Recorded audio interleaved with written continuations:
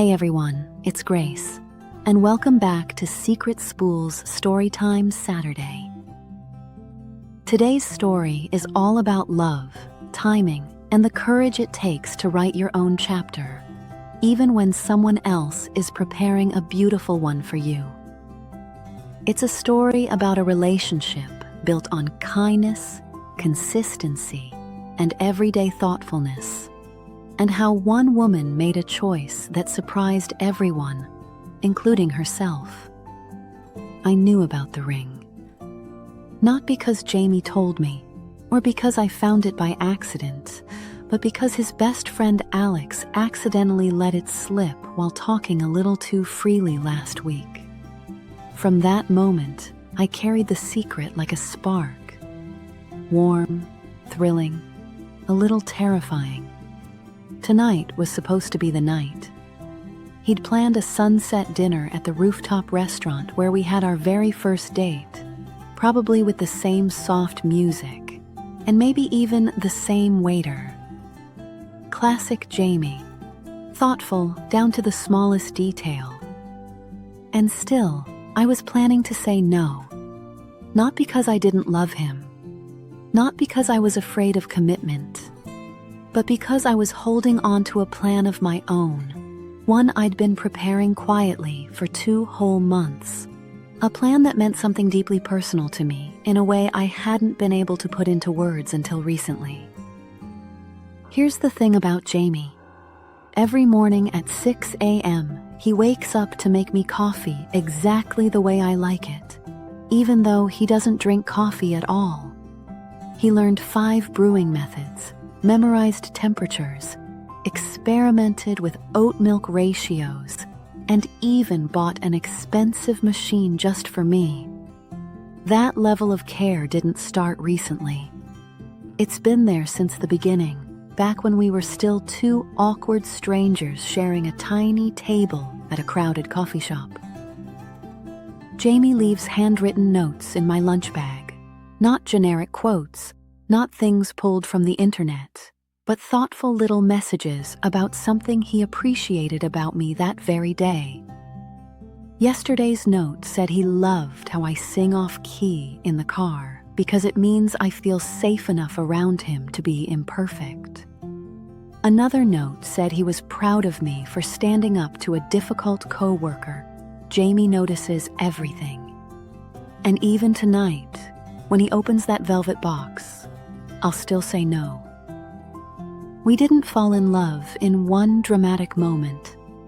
It was a slow, steady warmth, the kind that builds over shared grocery lists, late-night talks about dreams you're afraid to say out loud, and small reassurances that you matter.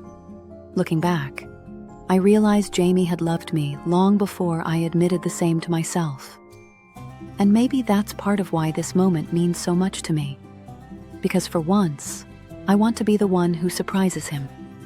Last month, my car broke down in the pouring rain 40 minutes from home. Jamie showed up without hesitation, bringing hot chocolate and a towel, and then took the next day off work just to help me go car shopping. We spent 8 hours at dealerships under bright lights, and he never lost patience.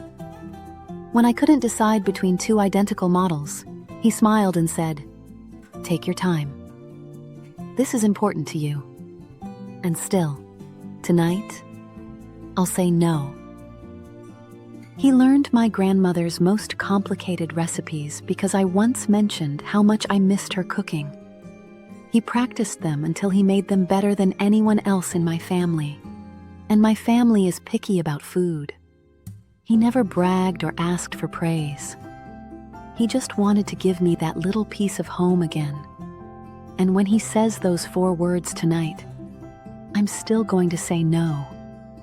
There was a moment, about a year into our relationship, when I first realized I might want to be the one to propose someday.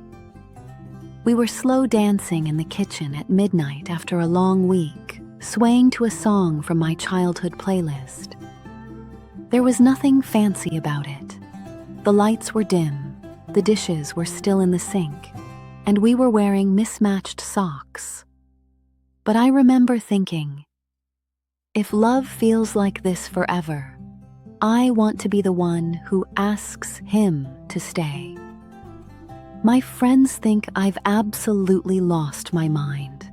Jamie remembers everyone's birthdays, their kids' names, their food allergies when we host dinners. He helped my friend Megan move without being asked. He fixed my coworker Tony's computer for free. He once drove my old college roommate to the airport at 4 a.m. Everyone loves him. My parents even call him their son. Honestly, they might love him more than they love me. But when he gives his beautiful speech about our future, I'll still say no. He supported me through the biggest change of my life, leaving a steady corporate job to become a teacher. Most people said I was being reckless. Jamie just said, "Your happiness matters more than money," and picked up extra shifts to help us stay afloat. He never complained, never made me feel guilty. And as I found my footing again, I realized something. Love is steadier than fear, and Jamie had been proving that to me from day one. This man installed a bidet in our bathroom because I casually mentioned missing them after a trip to Japan. He takes my mom to doctor's appointments when I can't. He once donated bone marrow to a stranger because he said if someone could save the person I love, I'd want them to do it. Every Saturday, he volunteers at the animal shelter and comes home covered in dog hair, telling me about each dog's personality like they're his buddies. He's the best person I know. And when he kneels down tonight, confused and heartbroken, I'll still say no. Then, I'll take out my own ring, the one I've been carrying for 2 months, because this isn't his proposal to make. This one is mine. I bought the ring myself. I planned the timing. I even asked his parents for their blessing. His mom cried and said she'd been wondering when I'd finally do it. His dad just said, "About time." And that's when I knew this moment had to be mine. I rehearsed my proposal in the mirror more times than I want to admit. I tried serious versions, emotional versions, even a couple of overly dramatic ones. But eventually, I settled on something honest, because Jamie has always brought out the version of me that doesn't need theatrics. Just truth, spoken softly, with both feet planted firmly in the life we're building. There's a photographer hidden at the next table. Our friends are waiting downstairs with little celebration signs. Yes, there's even a flash mob ready to dance to our song, because Jamie cannot keep anything subtle if his life depended on it. Everything is ready, everything is set, and I'm finally ready too. So when perfect, wonderful Jamie gets ready to propose tonight, I'll say no. Then I'll get down on one knee and ask him to marry me instead. I've been working out just in case he panics and tries to beat me to it. If he tries to swoop in with his own plan, I'm ready to win this proposal battle, even if it requires some light, loving athleticism. Because the truth is, love isn't just about accepting a beautiful moment someone created for you. Sometimes love is about creating one yourself, one that reflects who you are, what you value, and how deeply you care. For me, proposing isn't about outdoing Jamie. It's about honoring the journey we've taken together, the healing we've done, and the future I want to step into with both feet and an open heart. Thank you for listening to today's Storytime Saturday tale.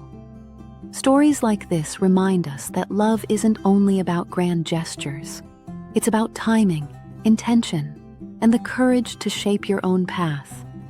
Sometimes the bravest no is the one that leads to a deeper, more meaningful yes.